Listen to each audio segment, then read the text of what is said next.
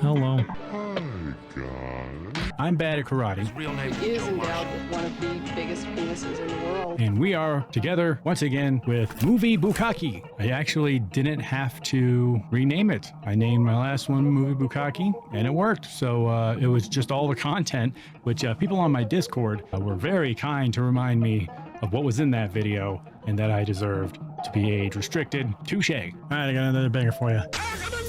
This one, I have a shirt on of today. Scream for help. This movie, I don't remember how I came across it. I would imagine I came across it because of Michael Winner, who is the guy who did the Death Wish series. I love that man. Look at this. Yeah, I'm gonna scoot in closer so I don't look as fat. Wicked. Cool. Yeah, I love that series. He directed this, and damn it, that's good enough for me. Very sort of underrated, so bad it's good kind of thing. Scream for help. So, if you are a Led Zeppelin fan at all, the score was written by one John Paul Jones, who was the keyboard player slash bass player in Led Zeppelin. He did all like the string arrangements and every little bit of non-drum guitar or singing. The rest was him. I need a beer. Also, this was written by Tom Holland. We all know Tom Holland. He did Psycho 2. Awesome sequel. If all you know is Psycho, get into the sequels. They're great. He also did Fright Night. I believe Fright Night 2. Might be wrong about that. I'm not gonna check. He did Thinner, which I think is a very underrated Stephen King joint. Saw that in a theater when I was a youngin'. I actually don't know if I've seen it since then. I probably have. I wouldn't have such a hard opinion if it was just all bullshit. But this dude is probably most famous for being the director of the Child's Play series, and I'm pretty sure he did all of them. It looks like he's done all of them. I haven't seen the TV show. I might be wrong about that too. I don't know. Who cares? I'm breaking out in pimples. I don't know what the hell's going on. Look at this. Look at this one. A little thing right there. I'm wearing a hat because I got one right there. I'm a 40-year-old man. What the hell's going on? Anywho, what the hell was I talking about? Scream for help. All right, so we got the director of Death Wish, the writer of Child's Play, and the musicman for Led Zeppelin. What could go wrong? Normally I give you a little plot synopsis here, but this broad sums it up pretty good. My name is Christina Ruth Cromwell. I'm 17 and I live in New Rochelle. I think my stepfather is trying to murder my mother. When I'm thinking John Paul Jones, Led Zeppelin, I don't know about you, but I'm thinking about rock and roll tunage. Rock on. But no, instead you get what sounds like, well, Dynasty.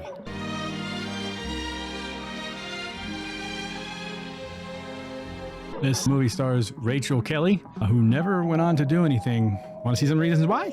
So I'm writing this down in case something happens to me. Like some kind of banging on the pipes. I was having a nightmare when a strange sound echoed up through our house. So yeah, there you go. The voiceover is throughout the movie. It's fun. You get used to it. It gets fun after. It's fine. She's convinced that her stepdad, Paul Fox, get used to that name, is trying to kill her and her mother. Is she right? Yeah, she's right. Oh, Spoilers. She hears a noise downstairs and goes down there in her dumpy nightie. Dumping nightie. And look who it is. Hi, Christy. Paul Fox with a cigarette. He's a handsome man, ain't he? Jesus Louise. She says that she hears something. Christy Cromwell is afraid of the basement. Or no, not afraid of the basement, but she looks down the basement. She's ashamed of herself because she's not a psychic. I should have sensed that something was wrong that night, but I didn't.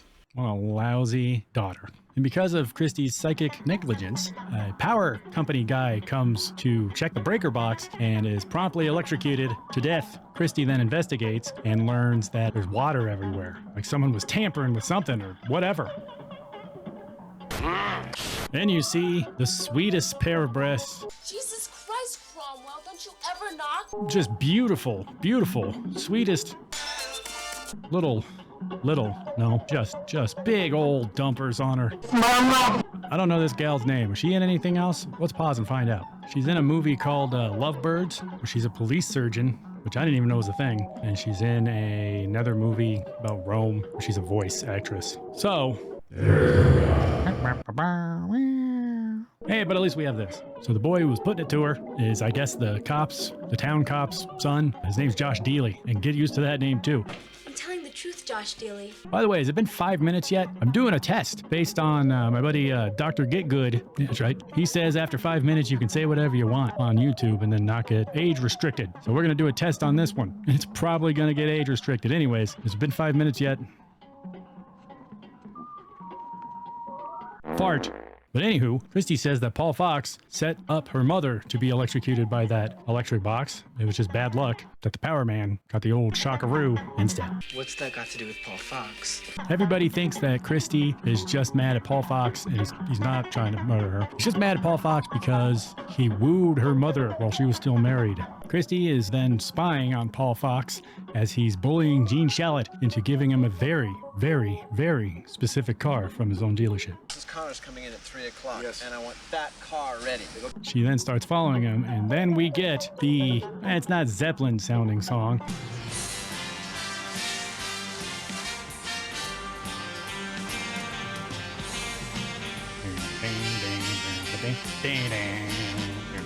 Kinda.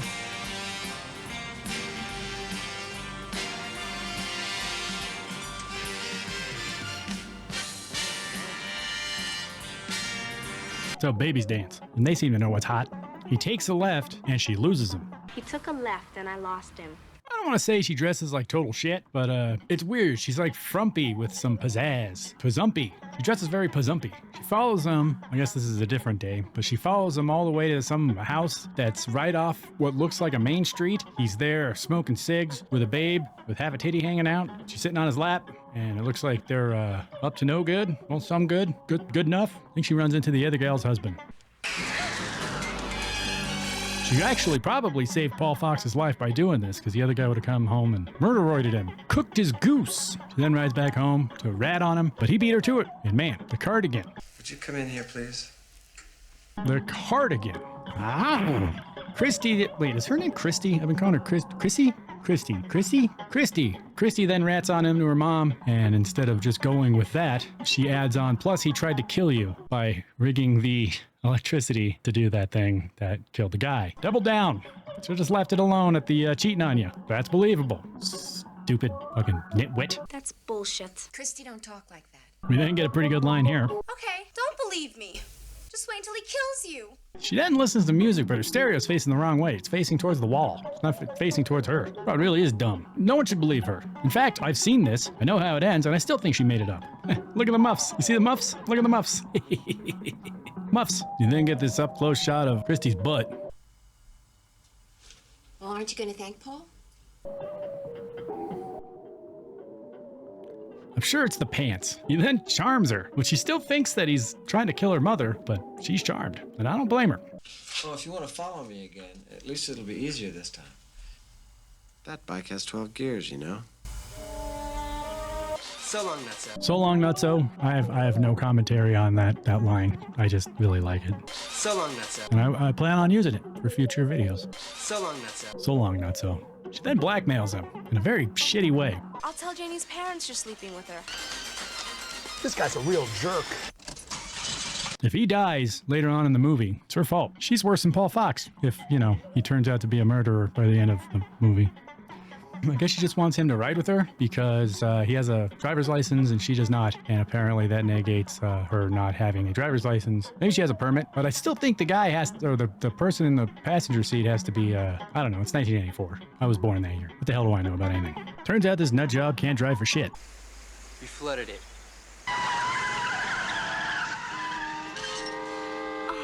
She then speeds up to catch him in a very dickish way, driving like a fucking Looney Tunes.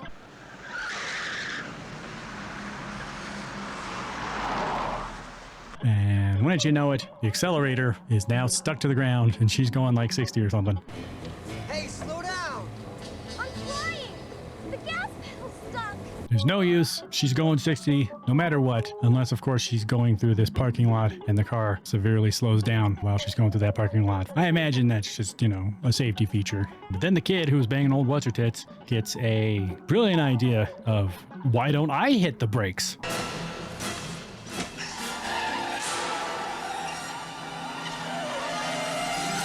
and it works like a charm. She then realizes that it must have been Paul Fox. She takes it to a mechanic who finds some sort of little gadget inside that I guess did it. Looks like an IUD. So her crazy, paranoid delusions are justified. So she speeds home to go tell her mother, and she's getting the old plow job from Paul Fox.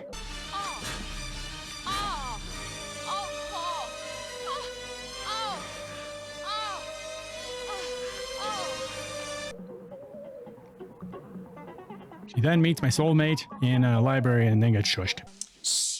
I start following that little girlfriend of his. Looks like she's some sort of working girl, but I guess not. I guess she was just meeting Paul Fox to, fuck that guy.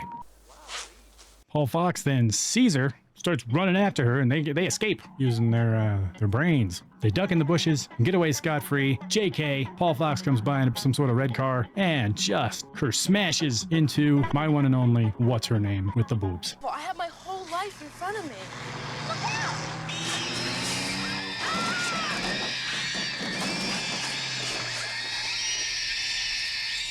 So yeah, she's dead. She then tells this squirmy, wormy little therapist man that Paul Fox was the one who did it. Only now there's no one to back my story up. And of course, no one believes her. How this movie works. She's gonna keep happening. Better get used to it. Like her saying everybody's name in full. What's his name then comes over to her house, and he's so distraught over his girlfriend, super hot girlfriend, getting smushed by a car. They then have unprotected sex in a bed.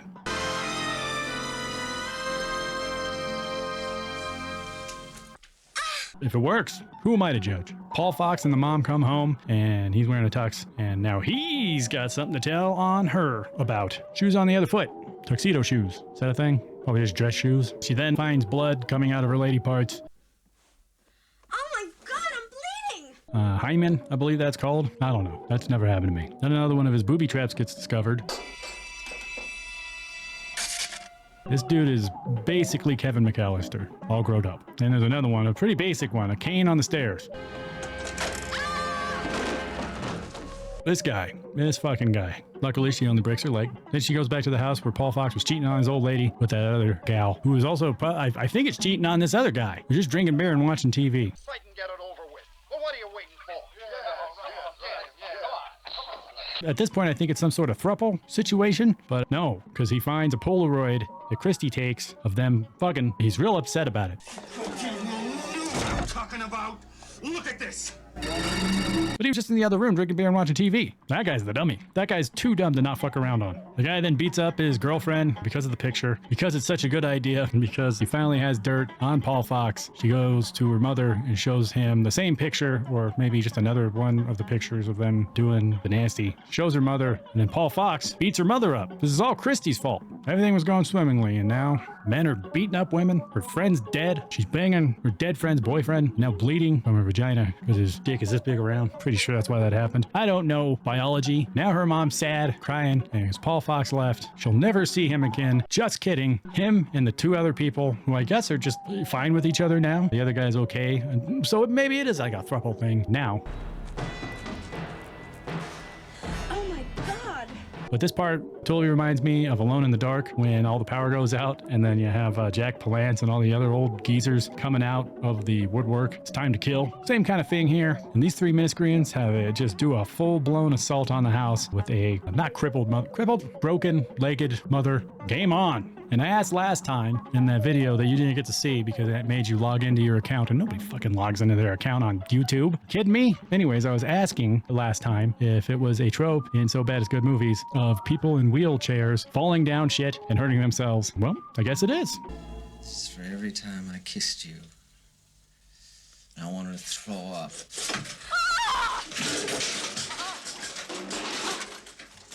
Now, with mother and daughter secured in the basement, it's time to eat. Start making breakfast, and then they start fighting. And now Christy's back up, going at each other's throats. And that real greasy guy gets the upper hand on Paul Fox. He's all beat up. These people are nuts. Here. I thought you'd like to see what your big mouth got you. Nothing. Thruples, man. Name one. Name one that's ever worked in the history of anything. The history of thruples. So now, I guess they're all on the same team again, even though they got the shit kicked out of them pretty hard. Christy cuts the power to the house, runs up on Paul Fox and stabs him right in his leg. And now she's being a little scamp, running around in the dark and making noises. And then so her new boyfriend comes over in the middle of all this. I called earlier. Your stepfather answered. He wouldn't let you come to the phone. To scare him away, she gives him the little Bigfoot treatment. Listen, you little asshole, I'm being punished. After you were through with me the other night, I was bleeding all over the place. It's incredibly rude to this young gentleman, this young virgin surgeon. Christy then starts booby-trapping the house in the same manner that Paul Fox did. The exact same things, like he's not going to notice. He's the man with the plan, Christy. He's going to notice. Then Paul Fox does not notice, or he does notice. No, then Paul Fox does not notice, or the other guys don't notice. Nobody's noticing anything. Power goes out again. The kid has so much self-confidence that his new girlfriend just shit all over him. Hurt his feelings real bad. He has so much self-confidence that he knows, oh, she clearly can't not think I'm a hot stud, not with those pants. And then tells his cop dad that he should go investigate because something's wrong. No one turns down. Then the girlfriend of those two dudes, I forget her name, touches the breaker because the power's out because Christy sabotaged it like a young Macaulay. She then gets fried. It's pretty funny. Let's take a look.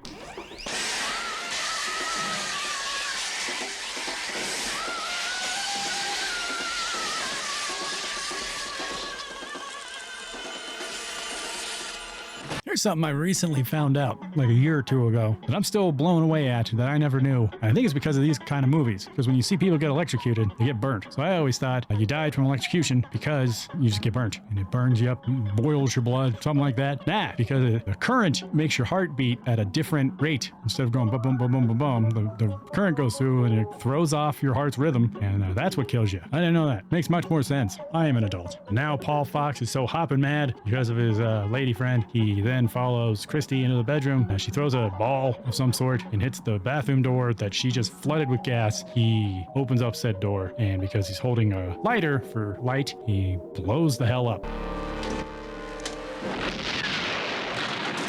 And because of the explosion, and because that kid and his dad were rooting around, because no one turns down his kid. That just doesn't make sense. A bunch of firemen come, chop down the door, and everybody's saved except for Paul Fox and that gal that died. And also that other gal that died. And I feel like somebody else died. Oh yeah, the electrician. But everybody else is fine, including that greasy boyfriend from before. He was the dumbest one. How did he survive? They always do, don't they? I'm still kicking. Then Christy goes to sleep, and as her mom says goodbye, who's in that closet? It's Paul Fox. Just kidding, it's that other kid. He's there for action. The kid's no good. That kid's gonna break a lot of hearts.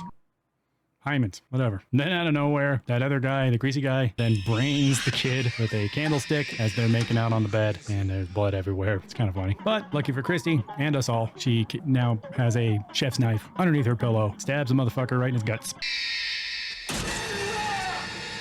Then comes the last line of the movie. Mr. Dealey,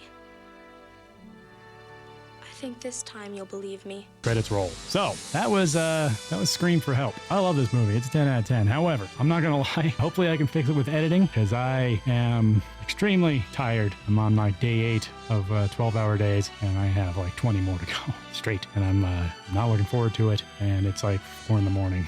But I want to get these done. So I'll do anything for attention. Give me attention. Like and subscribe. I'm just kidding. Don't like or subscribe. It's fine. Hopefully we got away with everything on this one, and it's not going to be adults only, like Hanging Heart. We'll see. Michael Winner of Death Wish fame. I already went through all that. What am I doing? This movie. So I kind of ran through the end a little bit. There's a lot of shit that happens. So what I do is if I've seen the movie before, I will watch it on fast forward, get reminded of everything, and then pause it, and then record a segment, and pause that, and then get back to the movie and fast forward. Little how the bacon is made here. No, how the sausage is made here. So there's a lot of, so whenever anything changes in the movie, I unpause and I tell you the change and I try to crack jokes. So a lot of shit happened in the first part of this movie. A lot of changes happened in the first part of this movie. I made it seem like this movie is the first half. Mostly it's actually when Paul Fox gets discovered by the mother, and then they come back and then they fuck with him in the house. That's a good later half of the movie. It's real fun. It's a real fun movie to watch, and that part is actually I want to say it's better than the first part. The first half is I think is better. How it changes, and then how silly the whole thriller part is. I kind of sped through that a little bit, but good, because now you're like, well, what the hell is he talking about? Well, now you have to find out for yourself. Scream for Help. It's out by Scream Factory. Great movie. 10 out of 10. It's a so bad it's good hidden gem. If you like this kind of shit, check her out. Thanks for hanging out. Technically episode 3, even though that Ernest Borgnine shit was no good. I should have kept going with that. All right. Fuck. All right. I'm getting the hell out of here.